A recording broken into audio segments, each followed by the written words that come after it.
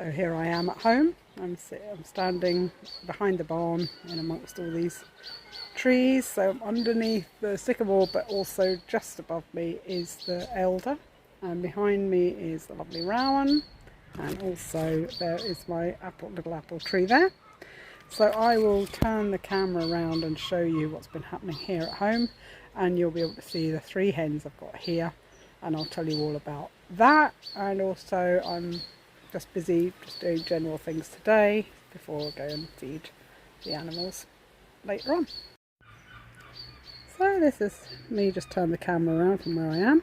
You can hear the birds above me, behind me, in front of me, and there's Serena. Now I've kept Serena here basically to keep Sarah company, because she is very slender, Sarah, and she ended up getting quite, well, for want of a better word, beaten up by Mabel. He didn't mean it, too much love really, and she's just too thin, and somehow he was like treading on her all the time, which was really a bit difficult, and so she got really badly cut. Anyway, I'll show you Sarah, and she is starting to look a little better.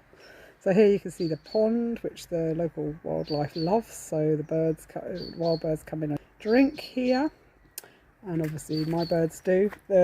These birds, because they were all here, they'd scraped all this down, so there's a nice lot of composted stuff, but also ground elder that was there has been rooted out, which is fab. It'll come back, no doubt, but there you go. And then I've actually got some straw which I've put down as mulch, but I might put that in the compost bins afterwards. The hens kicked it all over the place, which is why it's such a mess. Throughout this hot summer, basically the trees that I've got here and the birds that were walking about have kept everything basically green, which everywhere else is parched, and that's why you can see that having trees is good keeping in moisture, and yeah, it's just really good all round. There's a lovely honeysuckle. It's got a bit wild, but just cut it back a bit. But I'll tell you which insects have been enjoying that as well later, because they love it, and the smell's been phenomenal. Oh, just before I leave the back of the barn here, that's where I've got the garden compost. Now I don't think that's necessarily the best place for it, because maybe it needs more sort of sunlight hitting it, because it doesn't seem to decompose that brilliantly. But then again, I don't do it in a sort of scientific way really. I just kind of go, oh well, it's about ready to empty, and then I'll churn it round and swap them over and things like that. So that's the compost bins that are here. Might be of interest to say that there is actually an old dry stone dike there, which, you know, when I first moved here, I didn't value it that much, but it's incredible really. So you can see that this was obviously a field boundary to what would have been West Park behind, I suppose. So yeah, it's amazing. And over the years I have actually used some of those stones and taken them around and put them, I think I've got a couple in the pond as stepping stones for birds and stuff. So yeah, you know, it's incredible how these things are ancient. And the stone, I was told, there's one of them there, is not local stone, it's sandstone. It's probably come from maybe, you know, the Arbroath area, you know, so at one point hundreds of years ago they brought it here, which is great. So here's our trusty plum tree, and every year it gives us loads and loads of plums. So you can see some here, and I've shown you them before in other videos, but he does lose branches every so often, and last year he lost a huge one which I've used some beeswax to cover over, and I just always hope that he hasn't got rotten inside, but he seems to be doing all right. But as you can see, it's a bit wild, and I've never really looked at how to prune it properly, which is my fault entirely. I should have done. Here's the cherry tree again, nice bit of shade under there, and again it's getting a bit big, so again I need to practice. I need to work out how to prune it properly, because I don't like killing off bits when you prune it. And behind me you can see a border, which I sort of, you know, this is the thing about living somewhere for 24 years, you know, you kind of build up things that is the way you visualised it might be, and I just love it. It's just flowers all the time, and I'll show you them in detail. Some of them are self-seeded, some of them I've planted, some of them I've rescued from places and planted them there. And there's various things going on here as well, but I'll turn it all around and you can hear the water butt. Yeah, so this is my water butt, and I'm filling up this watering can here to water some plants. There's a parsley there which I'm going to take to the land, a self-seeded tomato, and also a blackcurrant there. That's due to go to the land, but it'll have to wait until it's ready. The soil's not ready there yet. Another rowan tree. Now that was given to me as a little seedling, or sapling I should say, by a neighbour when we first moved here 24 years ago, and there it is, absolutely stunning. That silver birch I planted, I'll just keep that bush in check there. The hebe getting a bit out of control, but that was absolutely covered in insects earlier on. The climbing hydrangea, petiolaris, that cedar down there, this lovely flower. So there's always some insects flying about because there's flowers. This here thing, I'm forgetting what it's called, I'm not very good at these things. And my delphiniums I put in there, but I'm just hoping that they stay alive because they took a bit of a battering from the hens. I don't know if they'll come back. So here is a camellia that's never flowered in all its time. My bamboo, which I have to keep trapped in there because I once planted it out and it's spread all over the place. Well, we don't want that, so he's never particularly happy, but he got eaten by the geese last year, so he's sort of recovering and probably needs a bit more water, but he just survives year on year. These amazing nasturtiums, which I planted from seed this year. Delicious flowers, obviously, but the bumblebees love them. And there's another plant in there, a nice red one, but it's getting a bit smothered. So it's looking fabulous here. Really pleased with that. This again looks a bit like it needs a bit of water. Sorry, not brilliant with hanging baskets. And that one there, the margarita, self-seeded blackcurrant at the back there, so I got some blackcurrants off that. It's gone right up the fence there, which is nice. A bay, which I again need to trim down, and I catch the bay leaves and put them in everything. Lily, I've had to get rid of that. I think it shows you that in some of the old videos.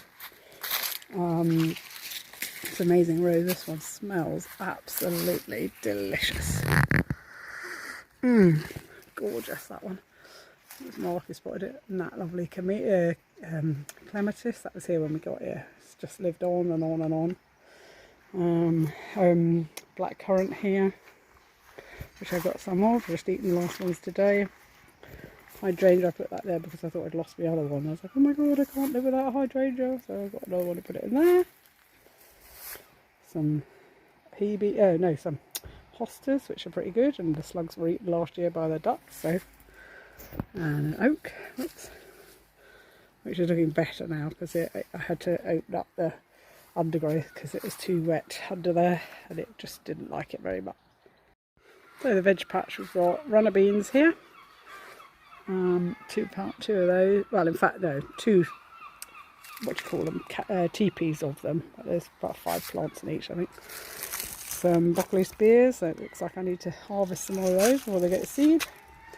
Some kale, some broad beans, had some peas already. Oh, there's a cabbage white butterfly. Let's hope he doesn't do too much damage. There is what's that again? Comfrey, and that's to go to the land, and a bit of chamomile down there, which has to go to the land. And there's a strawberry which I need to put somewhere else.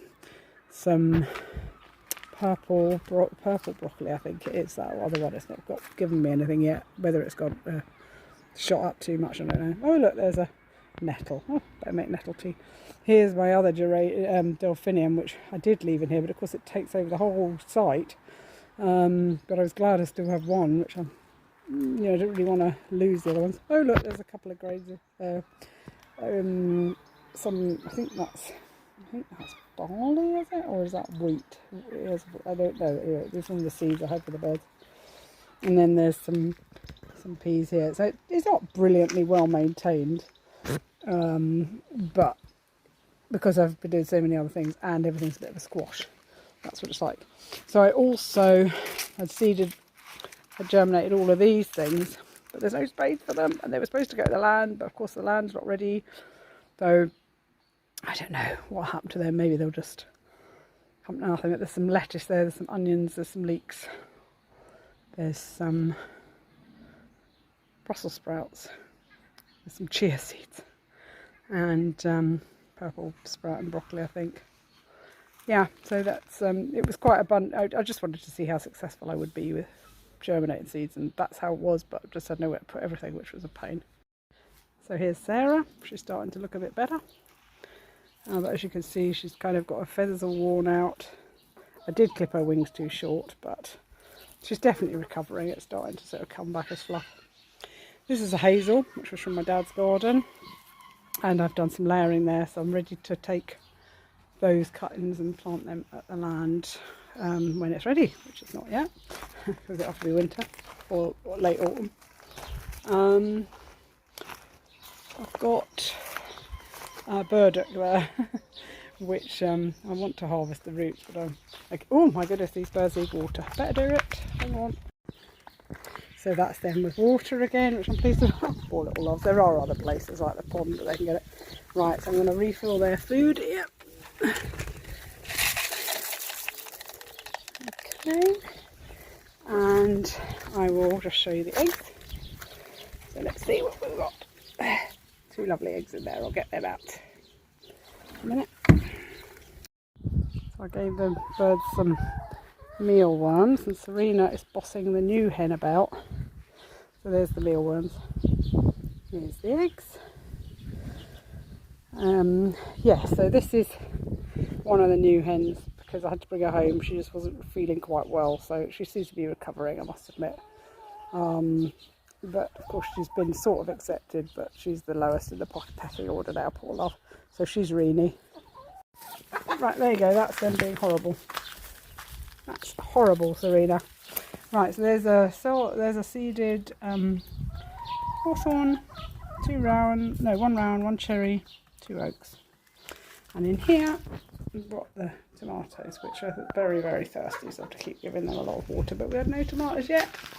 They're coming. There's it, which is cool. We had a really good crop last year, but hopefully we'll get enough sun to ripen all these off. Okay, so we've got a baby seagull. Where's he gone? No, there's pigeons. The seagull must be somewhere. I'll catch him in a minute, hopefully. Don't think he's flown off yet. He's practicing. There's some carrots in there. Where is he? Where is he? Oh, there he is. There he is. He's our resident baby seagull at the moment. He's very cute. Okay, these nice flowers. Always flowers around, so that the insects have something. And then hundreds of sparrows. Fabulous. Some oaks here, which have to go to the land or the field. Some apples here, which are going to go to the field in the autumn. And there is the IBC. So it's filled up. Takes a couple of hours to fill up, I think. Bit of an ordeal, but it's okay. So it's emptied off yesterday, which I wasn't expecting. I thought I might have had another day of it there, but I accidentally left it running. But it was almost empty anyway. But you have to drive it in forwards, then unhitch it, then push it into the side here, then drive the car out, reverse the car, and then hitch it on again. I've put it with the wheel up like that, so that it's going to be flat enough to fill up quite well, because otherwise if it's on the slope and down on the car, it will sort of fill at an angle and then not go as high as it should do. So I have to remember to put the wheel down, which I will. The bit that you do end up forgetting is that when you put the lid on the top, it is tight when you're driving. Before you turn the tap on, you have to loosen the lid at the top, otherwise the whole thing shrinks in on itself, which is a pain. So there you have it, Sunday, August the 2nd. Seen around the garden. I've got an olive tree there as well, which I'll probably plant at the land, but again, that's the bit I need to decide. These calendula have been absolutely amazing, and the geranium I'm pleased with as well. Just add a bit of colour around this area of the garden. And 2 more plants here just coming out in bloom on the step as well. Oh, here's the honeysuckle. That one's not got so many insects on it today, but it certainly had hoverflies all over it. Oh, and the fennel here, that has been absolutely covered with different insects. Maybe you can see the hoverfly there. There's a bumblebee here on the marigold.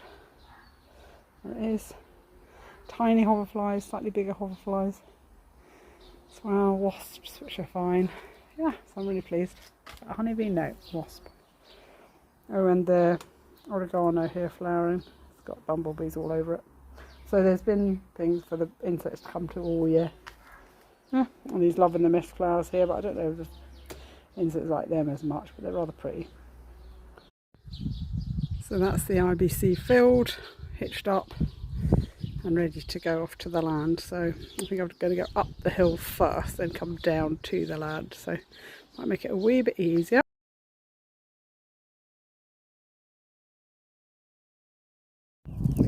So I made it, I parked it, hooray!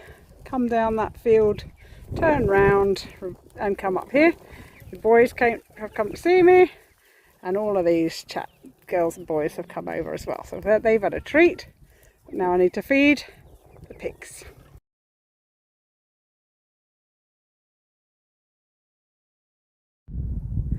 Okay, so for some reason the little filter thing came on and put weird ears and funny nose on me, but anyway, I thought I'd take that photo seeing as it came up. Here we go. So the IBC is all in place. I struggled to get the tarpaulin back on it, but I've done it. Hooray! I've done it. And yeah, the ratchet strap's a bit rubbishly done, but it should work for the moment anyway, until someone else comes and sorts it out for me.